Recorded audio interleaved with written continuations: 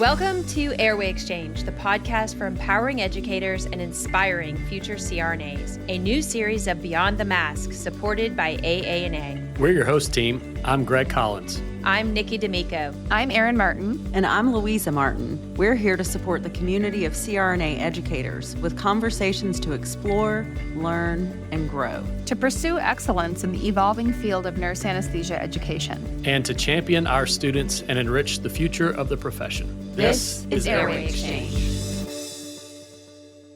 Okay, welcome back to Airway Exchange. We have a special episode. We're here in person at Edge with all four of our hosts. So this is going to be a little bit of a discussion amongst the four of us. I have Louisa Martin, Erin Martin, Nikki D'Amico, and myself, Greg Collins. We want to talk a little bit about our experiences thus far this week, talk about kind of how the conference has evolved over the last several years and the different iterations that we've seen, and kind of maybe drop some hints about things we've learned here that will be leading into future episodes of Airway Exchange. So welcome, guys. Good to see you all here. Obviously, too, this is the first time we've all been in the same room together.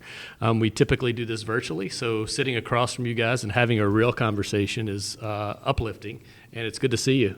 Thank you guys for all you've done this week so far. Agree. I like this better. Actually, it feels much more connected, I think, than being on the screens. The screens are great. They do the job, but this has been a real treat. Yeah, it's been a great couple of days, and we're glad that you're here with us now. You've had some changes in your life, Greg. Indeed, yeah, some changes in my family for the better that I took a little break for, so glad to be here. Yeah.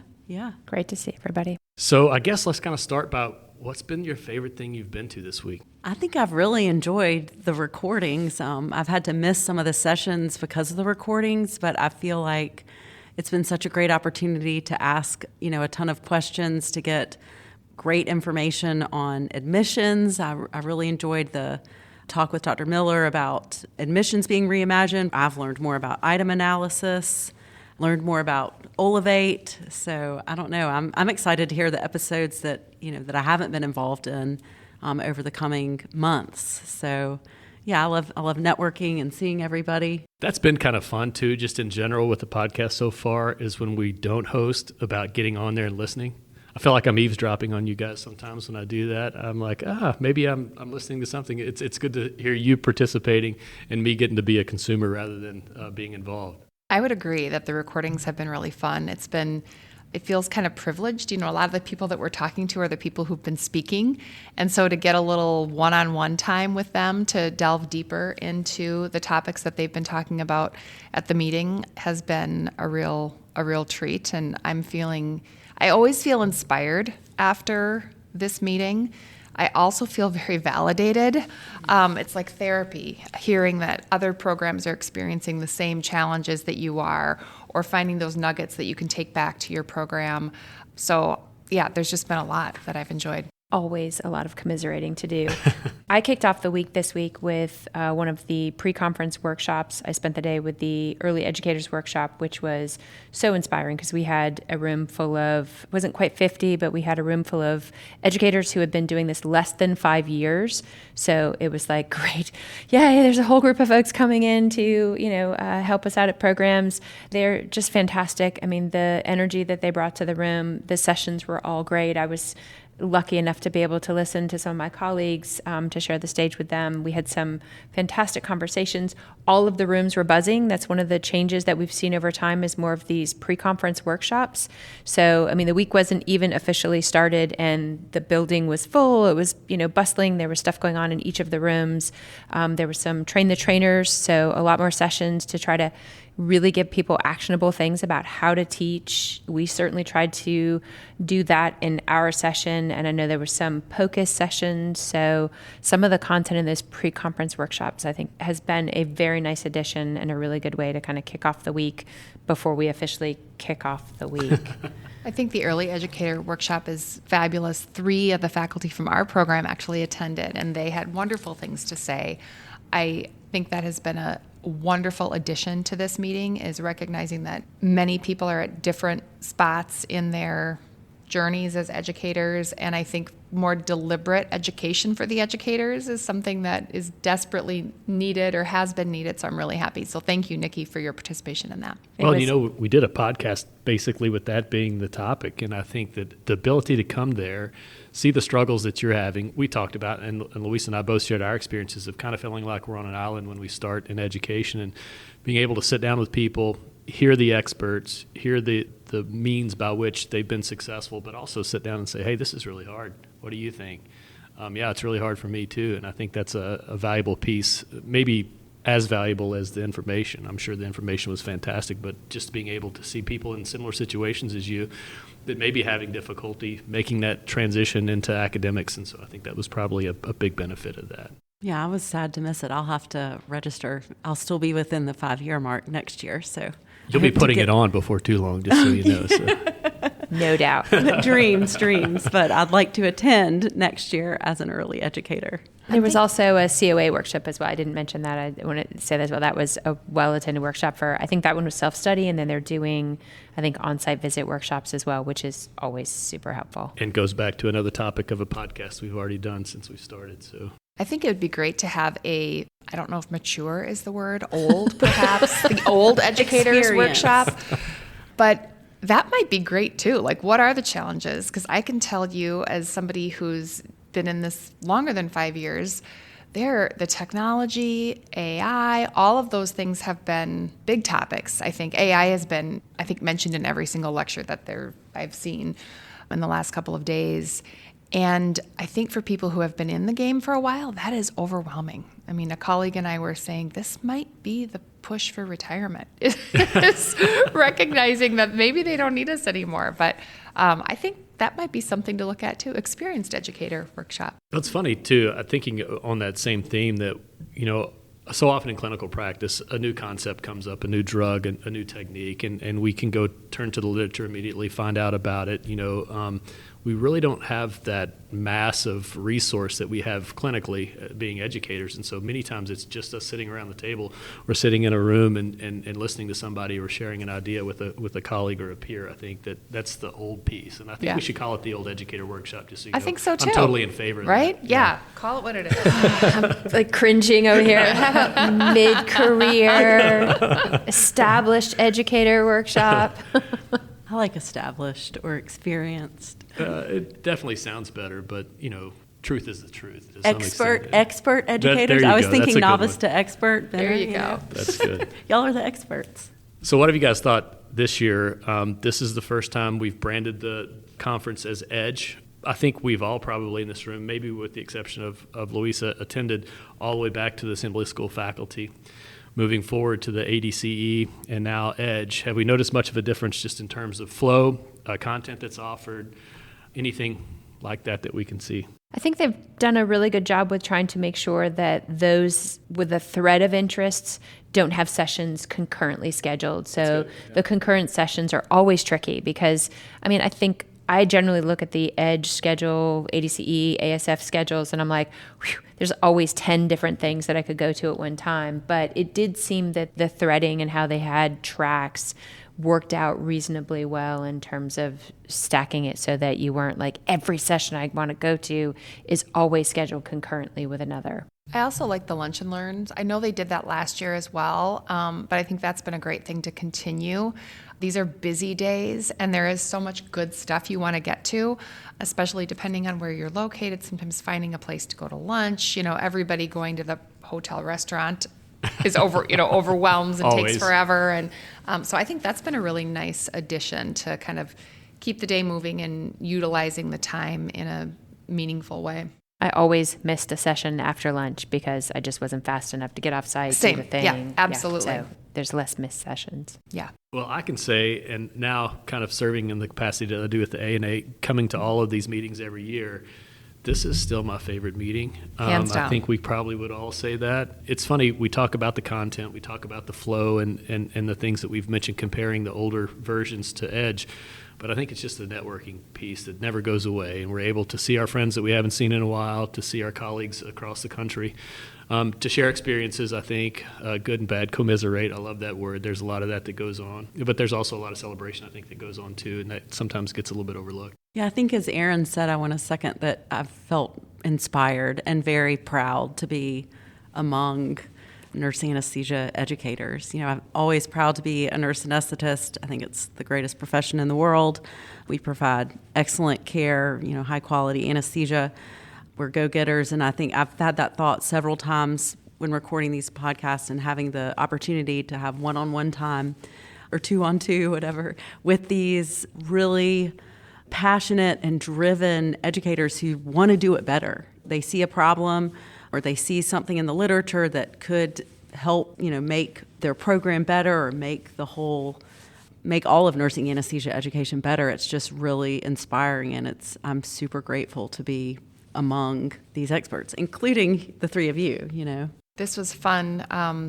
I have our program has 3 former students who are all here in the capacity of now being educators, one in Chicago, one in South Carolina, and one at Gonzaga. So it's pretty fun to look around and see your former students here doing the same thing. So that's been kind of fun for me. Full circle moment. Those are always great. Yeah. It's very satisfying, especially when they're, program directors, administrators, and you're like, I remember your first day. Absolutely. Yes. So great. Yes. You probably get some callback to in terms of thankfulness for what you did for them, but also the position that you're in, the difficulty of being an educator, B, adding on to the difficulty of being an administrator of some sort, and the lack of reality that most students have about that. Like, how difficult is it really to get up in front of the class and do that? And then they come to you later and like, you know what, that's not that easy. You're right. I think the acknowledgement too that it is a challenging job to be an educator, the validation.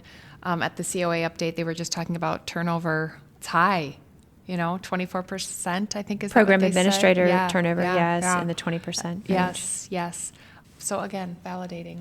Yeah, then that makes me think of the Minneapolis School of Anesthesia, the mini faculty track for students, the program that they talked with us about just as a solution to the shortage, of faculty.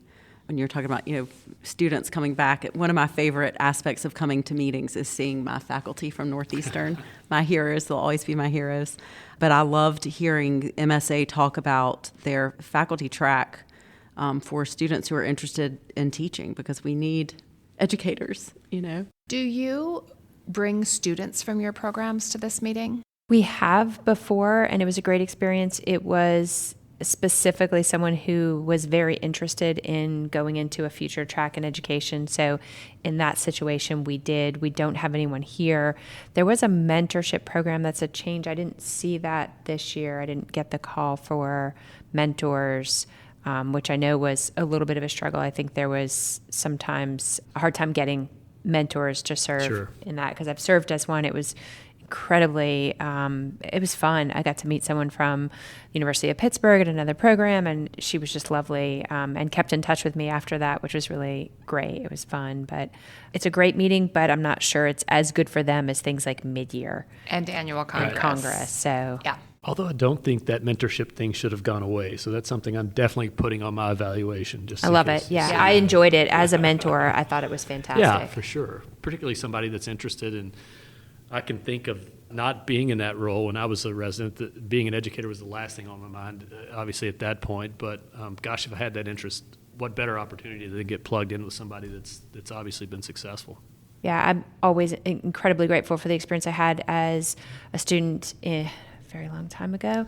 I got to serve on the Council on Accreditation as their student representative. Oh, that's great. And just like the educators that were on that board at that time who were representatives to the council, it was unbelievable. I mean, and definitely was something that gave me a vision of, wow, these are, just incredibly compassionate and kind and just hardworking people, so smart, but it definitely gave me a vision for what I wanted to do later. Well, and also probably a little bit of a reality about how difficult it is and how much goes into it, particularly on accreditation on that side about, program management. That's a unique perspective that if any student gets that opportunity, that's something that I think would be valuable. Yeah, that's incredible. There's a shocking education on what all goes on behind the scenes, because we would see the student dismissals and there'd be this mountain of evidence that supported that decision. This was not made arbitrarily. And then it was contested that, I wasn't aware that I wasn't doing well. I'm like, that was a really big mountain of documentation.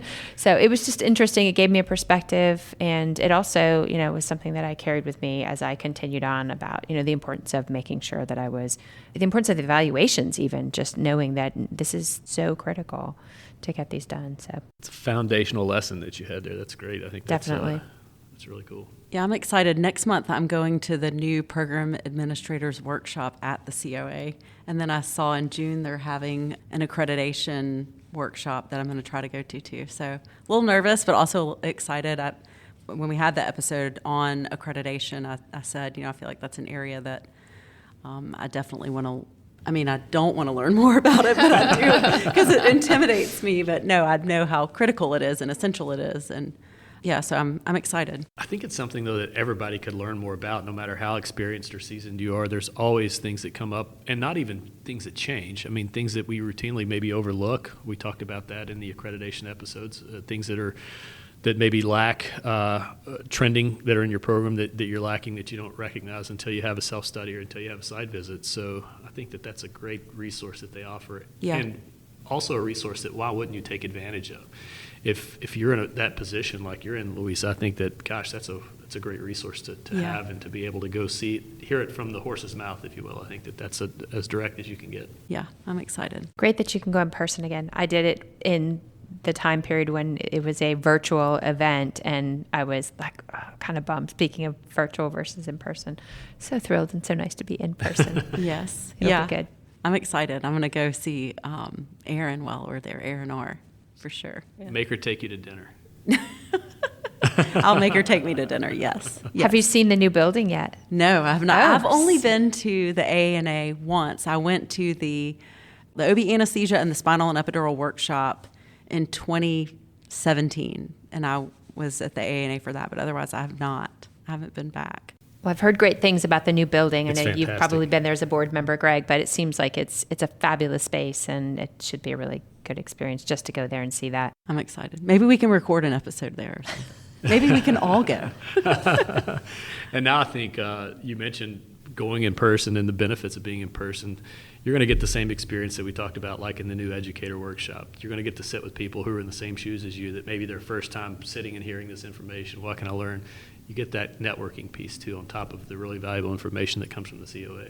Yeah. One of my colleagues, Dr. Reed Halterman, who's the other assistant program director, told me that he still keeps in touch with faculty who he met at that workshop. Perfect. Yeah, so I'm excited. Well, I think that's one of the things we talked about was networking at this meeting is really one of the great things. Just having the opportunity to come together in this space and be in the same room, whether it's having lunch or actually sitting and commiserating over having the same issues or what have you. It's definitely continued to be a huge thing. There's lots of opportunities to do that, and a lot of them, like the lunches, offer the opportunity to do it while listening, or there's discussion-based sessions. So I've definitely loved that this meeting kept that as a major component. And I'm always amazed at the generosity of our colleagues in education. So even just from the people we've gotten to spend time with while we were recording, one of our guests said, well, I'd be happy to do a Teams in with your faculty group to talk more about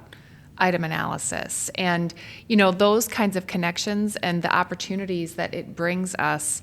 We have someone who is an educator in another program who does a lecture on care of transgender patients for our program. And that was a connection made at meetings and seeing people and saying hi. And so it seems as if so many in education recognize the value of sharing our knowledge with each other, and people are very generous with being willing to support each other in our programs with sharing that expertise, which is heartwarming. And I think that aspect would be great for someone, back to the mentorship program. It would be great for somebody interested, if there's a student or resident who's currently interested in education, to come and be mentored here, to see the presentations, of course, but also to be a part of those conversations at the round tables or at the the lunch and learns or in the hallway, to At the bar. hear some.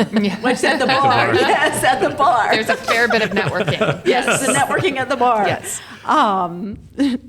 To hear that piece as well, to the commiseration, to know the realities to being a full-time educator. We at the peer roundtable that I was a part of today, we were talking about creating a culture of wellness. We were talking about wellness and resident wellness, but what about faculty wellness, and how do you stay well? We've mentioned the word commiserating a lot, but, I'm thinking to those conversations, if I were sitting in that resident's shoes and being mentored, the vast majority of the conversations would be positive and uplifting. And I think that I would come away from it not having this doomsday sense of education, but these people really do have lives. They have personalities, despite what most of their current cohort think. And I think that's good. I think to see them share and to see them also be receptive to new ideas and receptive to things that they learn in the course of networking, I think would be cool I can imagine several of my residents sitting in that position, and what a big lift that would be. And obviously, hopefully drive them towards considering this for the future. One thing that we do in our program is every cohort has faculty, what do we call them?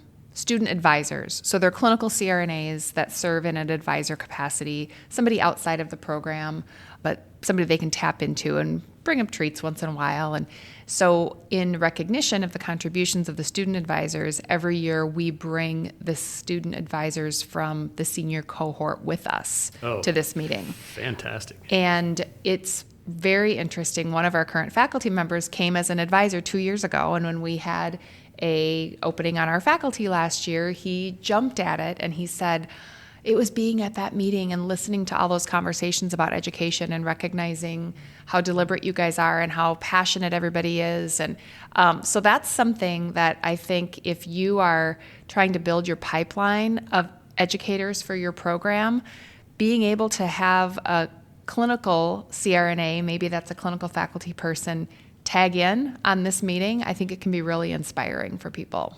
And what a way you're sowing seeds there to potentially resupply your program with educators. And coming out of that, I think we've kind of mentioned that when we've talked about new faculty shortages. We've talked about that idea of our clinical coordinators being just a really ripe group of individuals that know the program and are likely very, very capable of doing exactly what we do, just don't really know how to get there. And so that's great. That came up in our early educators workshop as, one of the trajectories, and classically, historically, probably the most common trajectory that you do your time or put your, years in and get experience, solidify your clinical skills, and then make the jump to academia if that's your path. And we talked a lot about how that is no longer the case anymore. A lot of folks making that transition much earlier, which is so fabulous. To see people that are not, doing their time and waiting till they've had 20 years and then have to completely switch gears, but to go ahead and start contributing early and doing more of a hybrid position, which we didn't used to allow as institutions. When I came into academia, it was like, no, you had to give up something to get something. You not only had to give up a lot of money, now it's more money, but it said you're going to take this cut in salary and you're also going to do only this number of days a month and you're going to like it. And that was it. And it's like, all right, well, okay, I have goals. I want to get my PhD. I've always wanted to do this. So, okay, I'm at a point where I'm ready to do that. But that's not the sacrifice or the trade-off that you need to make anymore to do this. And having that diversity in faculty where you do have some that have really just started to practice and those who've been practicing for longer, how rich that is. That's really beautiful. So that was, I think, really nice and a good theme that kind of came out of that conversation. I do think there would be a huge value as well in having more residents here, because I think sometimes they don't have the opportunity as much to see some of the faculty, open as we are to innovation. Like, we are very interested in doing new things. There's also a lot of reasons why sometimes we continue to do what we did. So I think just the idea that there's so much discussion about how we can move the needle and be innovative and do newer things, and just some of the other challenges that go into it. I mean, I think there's just a whole lot that they would benefit from if they heard some of the conversations and saw some of the innovative practices that are going around. I don't know if you guys all feel the same or not, but I think that just having that different perspective would be great. And to see the motivation, I think the motivation's if I go learn about something, AI is a great example that we've talked about a lot. It's not going to improve my salary. It's going to take me more time to learn, and I'm doing that for the betterment of the program, not for any other reason, And so I think that helps humanize us, again, a little bit as faculty members, that we all like to see that. And gosh, I would love for a bunch of my people sitting in the classroom right now to see that with me, particularly as I have an exam coming up on Monday. Yes. This would be an ideal opportunity. Yes. The timing would be perfect. Yeah, mine had an exam yesterday. So, of course, I was in a session on item analysis, checking the results Checking your of metrics. the exam. Yes, checking the metrics as they were coming in. But yeah, I think it is. I do routinely tell our students, I promise we are humane. We have expectations, but we are humane. And I think coming to a conference with one of your faculty could be a good way to see, yes, they really are humane. We really do care, and we care about your education, and we want to do the best we can, ultimately because we care about the patients that you're going to go and take care of one day. Yeah, I attended mid-year as a student, and actually Dr. Mary Beth Massey was my mentor.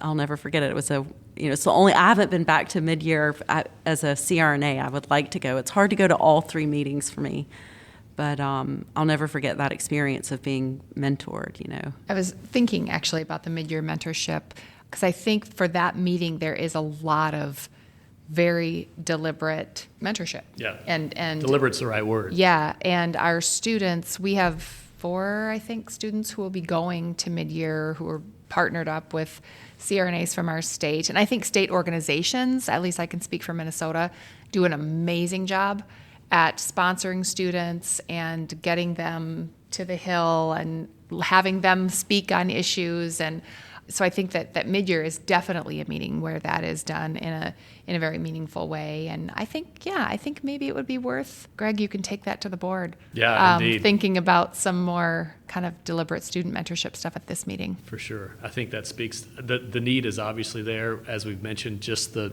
ideologic need of it, but also the faculty shortage and everything else we're talking about. And as Nikki mentioned, how great is it to have that diversity in your faculty, where you have some of the older experienced, the people that go to the old function. The old educator workshop. Old educator workshop. But then also having, I think that for us, it's a generational thing. It's communicating with the students, things that we have a hard time with.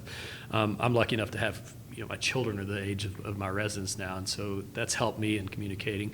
But just having somebody that's not too far removed, that understands the experience, and maybe the sting of school is still a little bit fresh, and maybe they know better on how to reduce that a little bit, or how to make it more meaningful, and understand that there's a purpose behind the sting, and it's worth the effort in the end.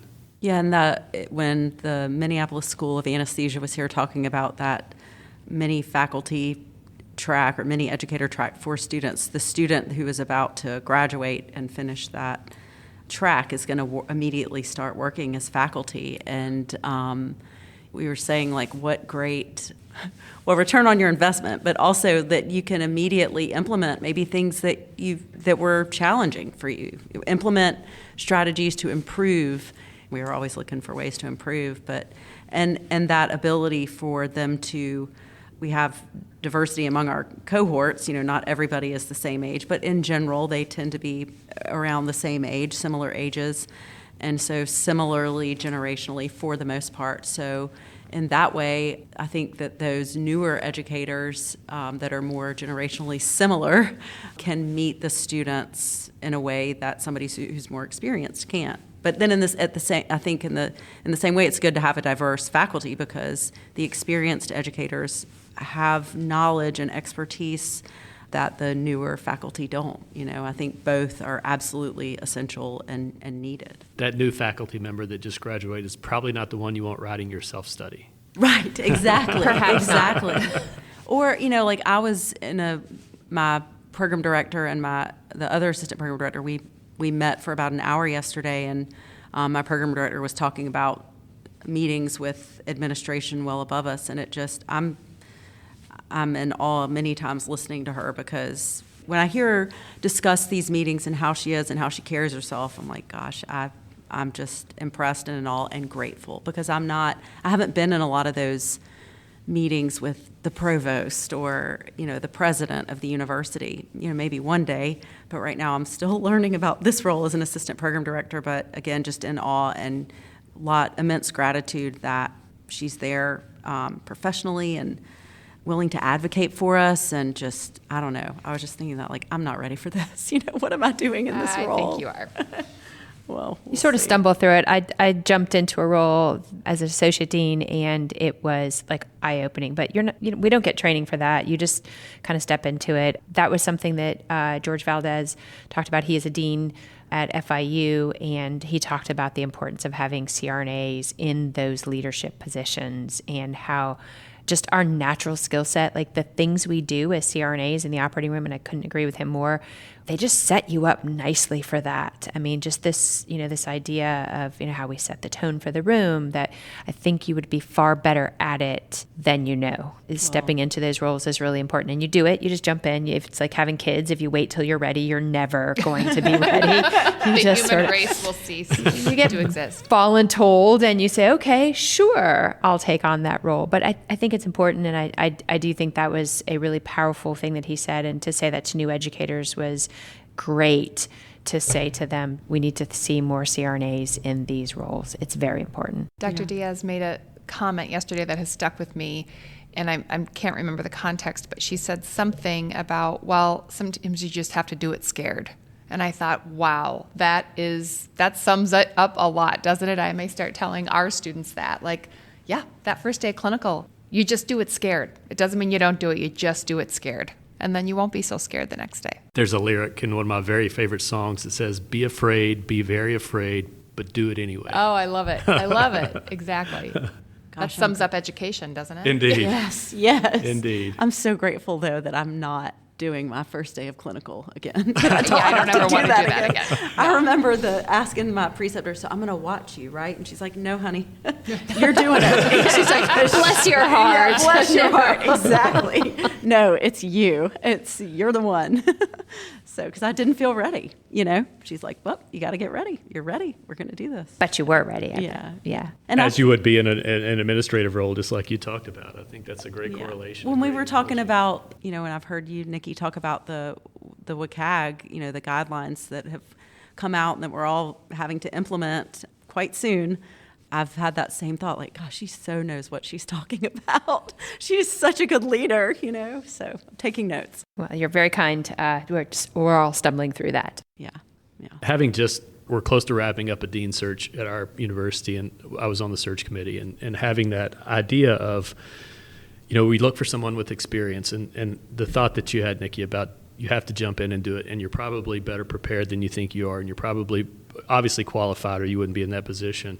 Looking at, through this mound of CVs that we went through in the dean search process, just thinking about, obviously we want someone with experience, and how do you get experience? So you just have to jump, and I think that's kind of the thing. And gosh, it would have been nice to see more CRNA applicants in that pool that we had, just obviously the lift for our program. But I completely agree with George that the mindset of a nurse anesthetist, the clinical nurse anesthetist, the nurse anesthesia educator, I think the mindset fits that role very, very well in terms of how you have to interact with the provost and how you have to interact with, other deans that are your peers, and then how do you, we've always been resource efficient and limited resources and doing the best you can and sharing of those things, and I think that's a great piece and a great setup, and definitely think we need more people in those positions. Well, I'm going to sign off and go lead. This is my plug for wellness. I am going to lead the Anesthetist in Recovery meeting. So all of you people out there listening to us, all of you nurse anesthesia educators or students or clinical CRNAs who are interested in education, I hope that you'll go to an AIR meeting the next time you're at a meeting. It's so great to see you guys in person. Okay. Now it's just the three of us. Old people. The old. This is the old educators group now. This is the old educator workshop right here. No, I know there was conversation a couple of years ago about this meeting perhaps not happening anymore. And I do think it was quite an experience to watch that whole process. Oh, for sure. And the response to that potential was so great. And I don't know that it was unanimous. For sure. And to hear from the membership and to hear from all of the educators saying, absolutely not. I mean, as you said, this is my favorite meeting. It is, I think it speaks to the value that people were so loud about that. And I think it was a great response from the AANA to realize that this needs to continue. So I think on the side of the ANA, not having been involved when that went down, just being an observer like everyone else was for the most part, and also not being an observer, being affected. I was an educator at that time, and so that obviously affected me as well. I think that there were a lot of lessons learned, and maybe one of the best was kind of focusing on the value of the educator in terms of what does that mean to the nurse anesthesia community as a whole. And I know distinctly that was not the intent to devalue the educator, but what that did, I think, is just highlighted and re-emphasized the value of the educator, and I think the ANA paid attention to that, and I'm glad that they did. And I think that obviously we're here today, and I think that that's a good sign. In fact, some people that were involved in that meeting, we had a funny discussion earlier today that remember that 3 years ago, and we're sitting here today. So there's some irony a little bit involved in that as well, right? So. Yeah.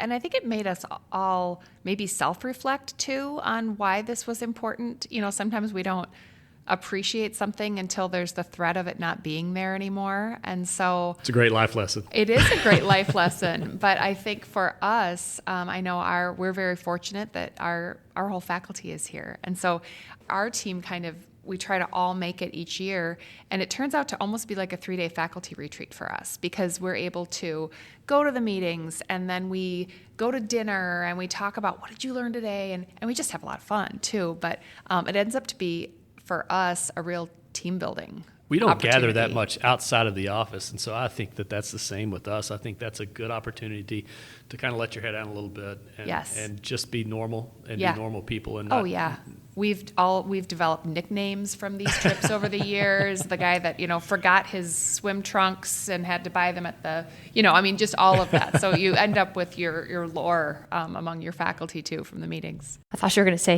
he's skinny dipped instead, and I was like, oh, don't share that nickname. Oh no, yes, no. And I was trying to figure out what his nickname would be based on that. Well, his nickname became New Trunks because he had to go get new trunks. Okay. So, Okay. Pretty mild. Thank you for the rated G Pretty version. mild. Yes. No, I think it was a good process.